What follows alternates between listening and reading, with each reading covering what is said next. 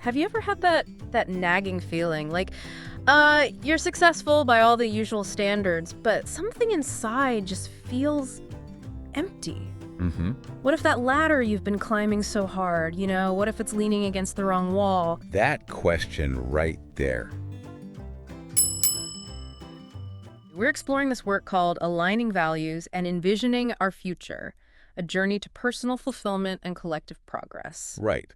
And it's interesting, the source itself notes it's a conceptual product of rational ruminations and artificial intelligence. Yeah, quite a combination. And there's this fascinating observation tucked in there that this whole idea, this alignment process, it could almost be seen as like the human connecting offshoot of street epistemology. Helping people gently explore their own inner world, their own beliefs and values. Yeah, I can see that connection. So our mission today is basically to unpack the core ideas in this work. How does aligning what we value with what we actually do and consciously envisioning the future we want, how does that lead not just personal fulfillment, but maybe even broader collective progress? It really starts with understanding the problem, doesn't it? That feeling of climbing the wrong ladder. The source uses Malin's story to illustrate this so well. Right, Malin. So outwardly, she looked like she had it all made. Rising architect, recognition, money. All the external markers. But underneath, the material describes this like profound emptiness, a real gnawing unhappiness. She was ticking all the success boxes society lays out, right? But inside, just miserable. Yeah. And it affected everything. Relationships were strained, creativity kind of dried up, the actual joy in her work, gone. It's that classic scenario. You climb and climb, only to get near the top and realize, wait, this isn't the view I wanted. Yeah. Wrong wall entirely. And this isn't some rare thing, is it? The source makes it clear. So many of us end up chasing goals. Recognition, status, money. Yeah, because that's what we're told matters. We don't always stop to ask, wait, does this actually align with my core values? And when there's that gap, when your actions don't match your beliefs, that's cognitive dissonance, right? The source points this out clearly. That mental stress? Yeah, behaving in ways that just conflict with who you fundamentally are or what you care about. And you feel it. You really do. As stress, maybe burnout, or just that constant low-level feeling that something's off. Exactly what Malin was going through, that chronic dissatisfaction. Until her turning point. A mentor asked her this really simple but powerful question. What do you truly value? Yeah.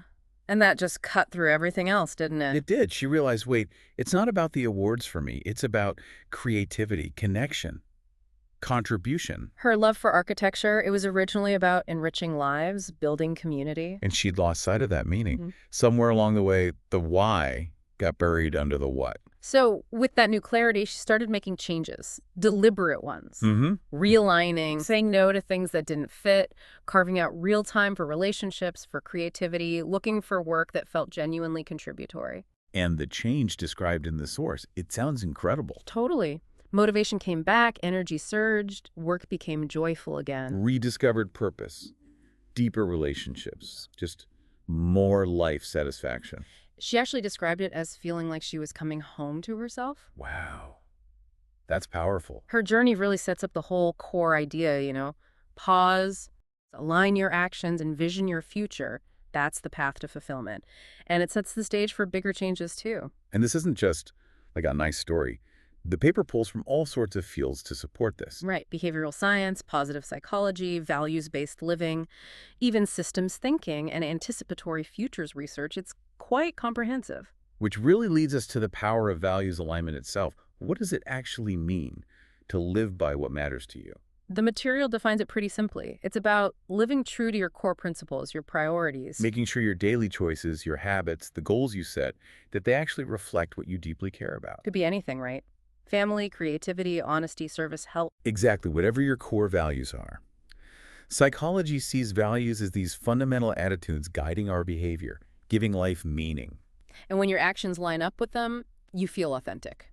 When they don't. You get that internal friction, that off feeling again. And there's solid research behind this, decades of it apparently, linking this alignment to better well-being, more life satisfaction, better mental health.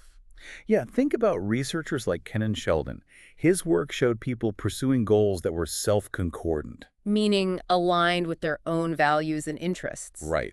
They actually put in more effort, persisted longer, and got more happiness out of achieving them. There's another classic study mentioned too. People who set goals based on intrinsic values, personal growth, relationships, community stuff, they were more likely to achieve them, and achieving them gave them a real boost in life satisfaction. But hitting goals that weren't aligned with their values, even big ones, often felt hollow, empty. It reminds me of Tim Kasser and Richard Ryan's work too, focusing too much on extrinsic stuff. Right. Wealth, fame, image. At the expense of intrinsic values like connection or growth. Yeah, that correlates with lower well-being, higher distress. It really highlights that the why behind what you pursue matters just as much as the what. The source even gets into the neurology a bit. Living aligned with your values can actually activate the brain's reward pathways. Dopamine release. So it feels good chemically, creates a positive feedback loop. Exactly. You feel rewarded for doing things that genuinely matter to you. But if you're constantly acting against your values, that reward system doesn't light up the same way. Right. You might force yourself through things, but without that neurochemical boost, it leads to feeling unmotivated, frustrated, contributes to that chronic stress and burnout, like Malin felt. Neuroscientists see it too, right? Persistent misalignment triggering the stress response. Cortisol, anxiety signals. Yeah. And isn't this core to some therapies, like ACT? Acceptance and commitment therapy, yeah. It's fundamentally built on clarifying values and taking committed action towards them. So it helps people find more meaning, resilience. Exactly. The idea is that aligning your actions fosters a sense of purpose and direction. It encourages engaging in truly meaningful activities. Which boosts satisfaction. Makes sense. An ACT review mentioned in the source found pursuing goals that are truly important to them leads directly to higher life satisfaction and accomplishment. And it's not just mental health, is it? There are links to physical health, too. Yeah, a strong sense of purpose, often rooted in values, is linked to less chronic illness, even lower mortality rates. Seems like inner alignment creates a physiological state that's just healthier, less stress, more vitality. Then there's authenticity, that feeling of living true to yourself. Consistently linked to higher self-esteem, greater well-being. It cultivates this sense of integrity, authenticity, and purpose. And authenticity impacts relationships too, doesn't it? Hugely. The source says authenticity, born from living in alignment with values, fosters deeper and more meaningful connections. You attract people who resonate with who you genuinely are. Right. Trying to wear a mask just creates distance. And we know human connection is fundamental to well-being. So the source kind of summarizes all these benefits. Yeah, it pulls it all together. Greater fulfillment and purpose. Higher well-being, better mental health, less depression, anxiety, more flow. Reduced stress and conflict. Think Malin's transformation. More authenticity, stronger relationships. Increased motivation and performance. Your brain literally rewards you. And better decision-making because your values act like an internal compass. It really paints a picture of a virtuous cycle. Living by what matters gives you direction. And when you drift, which we all do, you have something to navigate back to. Exactly. Seeing those gaps isn't about failure. The source suggests it's an invitation for positive change. Okay, so we get the why. Values alignment is crucial. But how? How do we actually figure out those values and start living them? Right. That's where values clarification and future visioning come in as the essential tools. So if values are the compass, what's the vision? The vision is the destination. It's taking those abstract values and painting a vivid picture of what they look like realized in your life or even in the world. Like intentionally imagining the future you want to build. Precisely. Asking yourself, what would success look like on my terms? Not society's terms, but yours. And that's psychologically powerful, having that picture. Immensely. It gives you a why, a purpose that pulls you forward. Think Viktor Frankl, finding meaning even in suffering through purpose. Right. And research backs this up too. Purpose helps with stress, boosts mental health, hope. And again, that link to physical health and longevity keeps popping up. Envisioning a compelling future connects today's actions to tomorrow's goals. Gives you that drive. It sounds like Stephen Covey's second habit. Begin with the end in mind. Exactly. Visualize who you want to be, what you want your life to be about, so you don't accidentally climb someone else's ladder. He had that exercise, didn't he? Imagine your 80th birthday or your funeral. Yeah. Sounds morbid, but it's incredibly clarifying. Yeah. What do you want people to genuinely say about you? About your character, your contributions? It forces you to think about your desired legacy, the principles you hope defined your life. And by doing that, you're basically crafting your personal mission statement. Yeah. Designing your life intentionally. Because if you don't have your own vision, then other people or just circumstances end up shaping your life for you. That's Covey's warning. so how do you do this visioning practically? Click subscribe. It's cheaper than hay and twice as fun. Am I signing up for a channel or am I trying to impress a herd of cows? The material mentions things like journaling, guided visualization. One specific exercise is the best possible self. Okay, what's that? You imagine your life, say 5 or 10 years from now, where everything has gone as well as it possibly could have. You've worked hard, achieved goals aligned with your values, and you write about that future self in detail. Huh. And that actually helps. Studies show it really does. It improves mood, increases optimism. Doing it regularly, like weekly for a month, boosts positive emotions and hope. How does it work? It helps you identify pathways to get there, strengthens your belief that change is possible. It shifts your focus from problems to possibilities. Interesting. And this isn't just an individual thing, right? Visioning can be collective. Absolutely. Fields like anticipatory futures and systems thinking use it all the time. Scenario planning, visioning workshops for communities, organizations. To chart a course together. Yeah, to encourage people to take part in the creation of their futures, as the source puts it. It sparks transformation and empowerment. When a group articulates a shared vision, it aligns efforts, generates collective purpose. You see this in organizations too. A shared vision is like the heartbeat of collaboration. Totally. It unites people, propels them towards common goals. And the lack of it, that's often why big changes fail. Cotter International's famous stat, something like 70% of change efforts falter. Often because there wasn't a compelling, clear vision driving it. A strong vision pumps vitality and purpose through the whole system. And this connects back to systems thinking. Donella Meadows. Yeah, her work on leverage points. The most powerful leverage point for changing a system, the underlying paradigm, the collective mindset, the shared values. Because paradigms are the sources of systems. Exactly. Our shared agreements about reality shape the goals and structures of our society. If you want deep, lasting change, you need to shift the paradigm. Which is hard. Societies resist that. They do. But Meadows also noted that an individual paradigm shift, that can happen in a flash, that click in the mind. And visioning exercises can trigger those clicks. Potentially, yes. Those mini epiphanies. And when enough individuals have those shifts, the collective paradigm can start to move. Think about major progress in history. Justice, equality, sustainability. It often starts with individuals visioning a better future based on deeply held values. So visioning is the bridge, connects values to action, makes the abstract concrete. Creates alignment, internally, connecting daily efforts to bigger goals. And socially, getting groups on the same page, working towards a shared mission. Okay, so we need values clarification and future visioning. How do we actually do that work? The material mentioned thought experiments. Yes. Think of them as mental simulations. Asking yourself, what if, to gain insight. Stepping outside your normal routine and constraints mentally. Exactly. Yeah. Testing ideas, potential lives, hypothetically.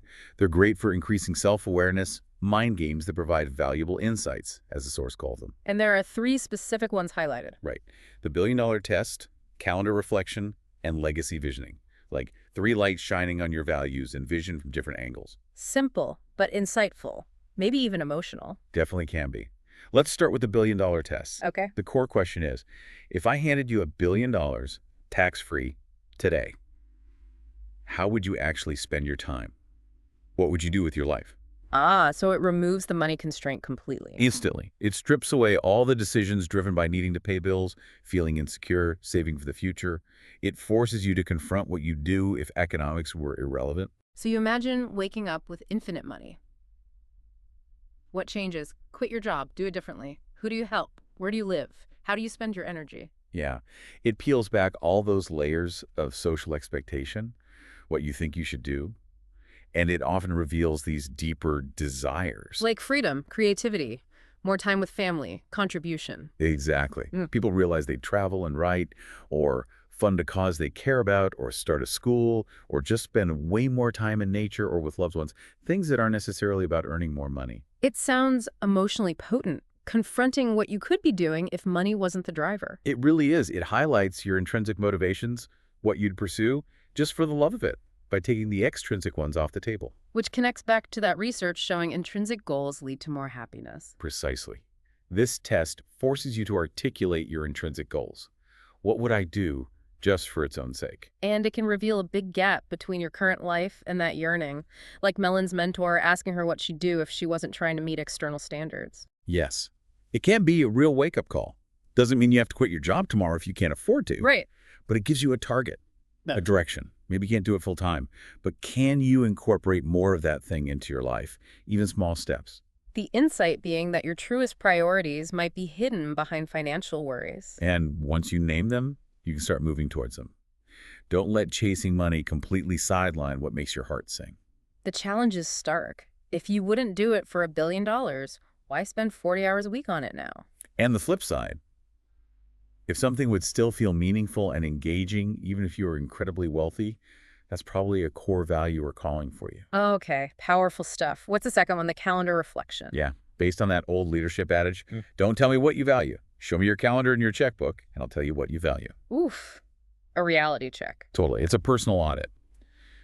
Comparing how you actually spend your time, and optionally money, versus your stated values. The core question, does my schedule reflect what I claim to value? So you literally map out your time. Last week, last month. Work, commute, chores, leisure, family, screen time. All of it. Honestly, yes. Then you list your top values. Health, family, learning, whatever they are. And then you compare. I imagine there are often discrepancies. Almost always, the source suggests. It can be a real eye-opener, maybe even painful. You see 50 hours at work, but only 2 focused hours with kids, even though family first is what you say. Or you value creativity, but 0 hours were spent creating anything. The goal isn't guilt, though, right? No, not at all. It's about getting an honest picture of your current alignment. Your calendar tells the story of where your finite energy actually goes. If it clashes with your values, that's just information, an opportunity to adjust. But it can stir things up emotionally. Frustration, maybe regret. For sure. But that awareness is power. The next step isn't dwelling. It's proactively redesigning your calendar based on your values. What would an ideal week look like? Intentionally blocking time for what matters. Family dinners, learning time, creative projects. Exactly. It requires conscious choices. Maybe less overtime, maybe less scrolling. Time is finite. Saying yes to your values means saying no to other things. But the payoff is your days feel like they reflect you, not just obligations. Right. Your life stops feeling like something that's always on the back burner, waiting for someday. The source had an example. Valuing community but doing nothing about it. Yeah. So you decide to dedicate Saturday mornings to volunteering. Might feel like a sacrifice at first, but then it becomes a source of joy and pride because you're living that value. It starts feeding you energy instead of draining it. It's easy for our calendars to get filled with other people's priorities, isn't it? So easily. This reflection is about reclaiming your time, making it serve your priorities. It's an ongoing practice, too. A quick weekly check-in can keep you aligned. Leading to more integrity, less of that unfulfilled feeling. Okay, and the third one, legacy visioning. This one zooms way out, to the end of your life and even beyond. What's the legacy you want to leave? How do you want to be remembered? What impact do you hope to have? Like Cubby's funeral exercise again, projecting forward. Exactly. Or imagining yourself at 90, looking back. What makes you proud? What do people say about you? Your contributions. Some prompts suggest writing your own eulogy or a letter to future generations.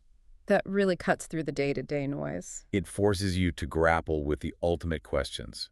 Did I live true to my principles? Did I love well? Did I make a difference? And the answers are rarely about money or status. They're about values, kindness, integrity, lifting others, pursuing dreams. Right. It connects your personal values to that long-term impact. If you value stewardship, your legacy might involve conservation. If knowledge, teaching or writing. If family, being a loving presence. It can also surface those neglected aspirations, can't it? The book you wanted to write, the nonprofit, becoming that wise elder. And crucially, it highlights regrets you want to avoid. You don't want your legacy to be just worked long hours, bought stuff. It's a call to realign now. Is there research on this too? Legacy thinking. Yes, particularly around generativity, the concern for guiding the next generation. Thinking about legacy fosters generativity, which is linked to greater life satisfaction later on. It shifts focus from short-term success to long-term significance. Which can actually reduce anxiety about daily setbacks. Today's small, aligned actions are part of that bigger picture you care about. It's used in leadership development too, right? Defining your leadership legacy. And in community city visioning, thinking about the long-term impact on future residents. So for personal practice, maybe finishing the sentence, I hope that because I lived... That's a great one. Yeah. What comes after the blank? More people felt kindness, there was more laughter, my kids felt loved. Those are your values expressed as impact. And then you work backwards. How do I act today to create that legacy? Exactly. Generosity legacy. Practice giving now. Intellectual contribution. Make time for learning and sharing now. It gives you that North Star. Reminds you of the end to keep in mind, so your daily means align. So these three experiments, billion-dollar, calendar, legacy, they bridge reflection and action. Turn abstract values into concrete feelings and realizations. Can be challenging, confronting truths, but ultimately empowering. They spark those insights, that motivation to change. And they're tools for connection, too, with yourself and potentially with others if you do them together. Which brings us right to that next step. What if you could challenge what you believe and come out stronger? Start now at navigatingbeliefs.com. How does this personal alignment ripple outwards? How does it lead to collective transformation? We saw how it changed Malin's life individually, but how does it scale? The argument in the material is pretty compelling. When enough individuals get clear on their values, align their actions, and envision a better future, that creates a critical mass for change.